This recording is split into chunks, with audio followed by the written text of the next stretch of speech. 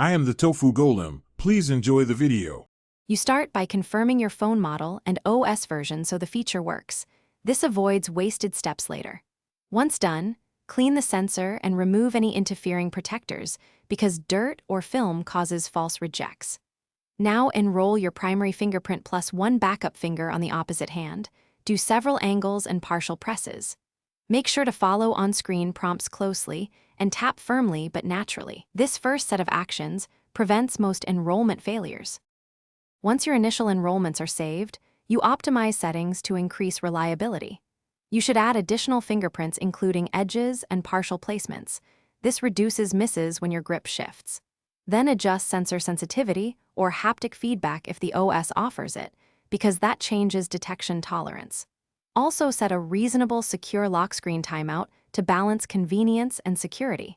Make sure to test unlocks between each change, and note which combination gives the fastest. Most to finish, you establish maintenance routines so the lock remains reliable.